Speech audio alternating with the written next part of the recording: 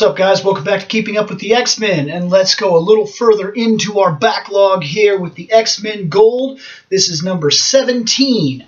Now, we are getting closer and closer and closer. In fact, only 2 more gold books, and we will finally be back to keeping up instead of catching up with X-Men Gold. But yeah, let's go ahead and get into it. Not much to mention here about the cover. It's pretty good. It's pretty good. It does its job. It's cover. Not one that really stands out to me, but I like it nonetheless.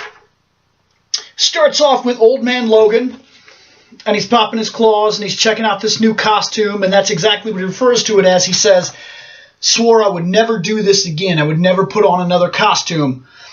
And she walks up, and she's like, "That outfit," she's like, "it's for the negative zone. It's a protective apparatus." And he looks at it and he says, "No." And he points at him and he says, "Costume." And he's right. It is. And I mentioned that I really like this, the red.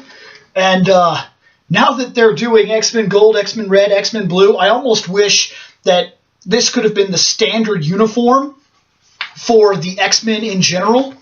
Like, for a while, this could have been the standard uniform that they wore, and it could have been blue or red or gold, depending on what team you were on. That would have been kind of cool. And then they could have utilized that the costumes are unstable molecules, and kind of like the Fantastic Four, which I believe the X-Men costumes still are, to be fair. And then they could have done some other things with the costumes, like say it regulates certain things or something like that.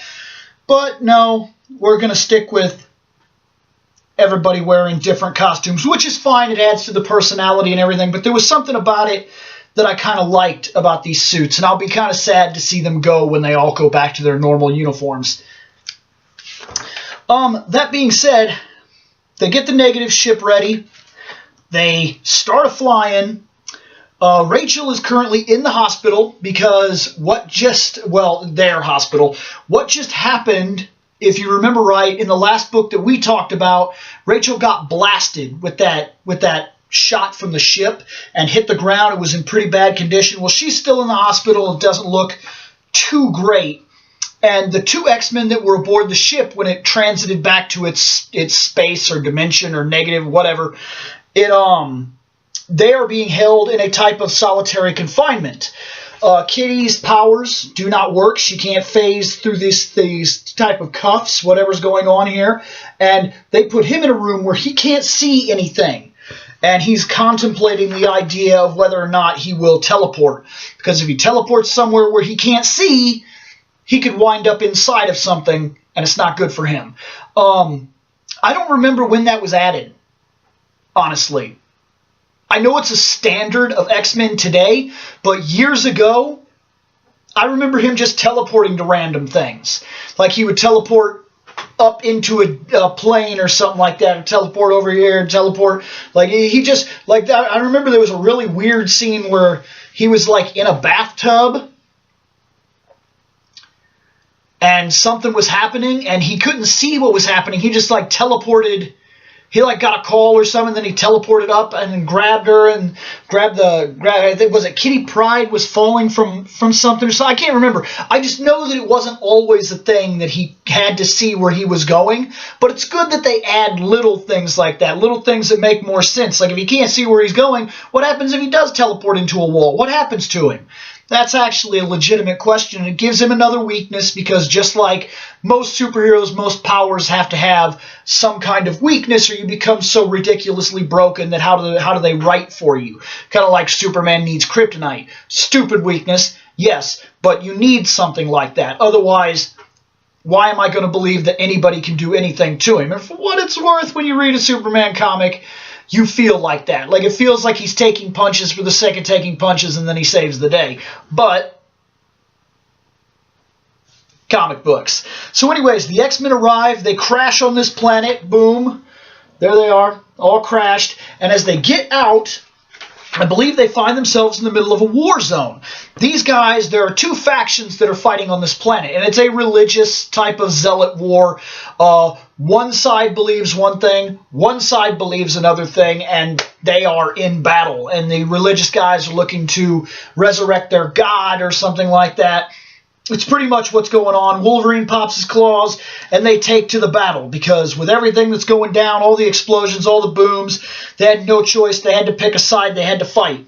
And I'm telling you, I don't know why this still bothers me. I want those. I want the plates. I want the plates. Small thing, stupid thing. I'm going to complain about it. Anyways, they throw him through a couple jets. He tears some things up. Ink flies around. Evidently, he had some work done before he got here. He mentions that he had a lot of work done. So he has some new tattoos, some new powers to try out during this little thing. After the fight, they meet up with the Resistance. So they chose a side just out of the sheer moment. They had to do something. They had to have a side so that they can move freely. They end up as part of the Resistance. They're talking to these guys. These guys tell them about that there's a god, and that this guy that they're after, Kolagoth, that is the alien dude that they were keeping at the Institute, the guy they had locked up, and he's the guy that the ship came for, that came just to get him, and if they would have done nothing, they would have never known about what was going on here at all. But since they attacked the ship, and they ended up on the ship, and then their guys ended up porting out with them, now we're kind of stuck in the middle of this situation. Very Ninja Turtles, very old-style Ninja Turtles. The Turtles did not go looking for trouble. It happened to them. Anyways, now we know the location of Kolagoth. And Kolagoth is making a command decision that makes a lot of sense. He's telling his guy right now, let them go. Let them go. And he's like, won't that be bad for us? And he's like, no. It'll be good for us. See, I'm not a cliche, stupid, evil villain. It makes sense. Those are the X-Men. They're super strong. I spent a little time there. And they have a bit of a knack for getting in the way of things. And I'd rather not have them against me. I'd rather not have them with me. Either way, this could turn out bad. I don't want them on my side, because then if they decide later on that what I'm doing isn't what they're about, they could become a thorn in my side. And I don't want them on their side, because same problem. They could become my problem. We have 2 of their men. Let them go. We let them go. We give them back to the X-Men. The X-Men leave. That's what they're here for. They're here for their people. They don't care about what's going on with us. They want their people, and they'll go. And you know what? I'm willing to let them go. Please, please go.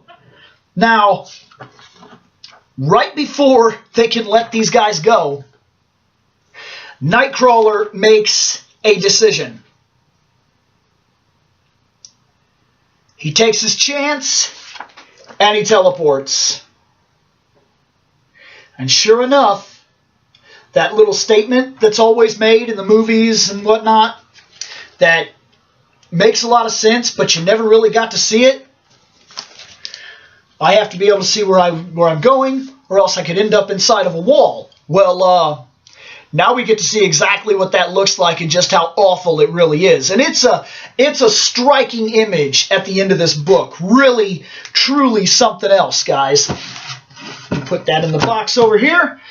Okay, so not a lot of big talk here in this issue. This is really just an action tale. A couple things to say about Kolagoth and things like that, but nothing big to drop on us. So really, that's the end of this review, and we are slowly catching up to where we need to be. So just for the sake of the show's catchphrase, you are now all caught up with X-Men Gold. See you later.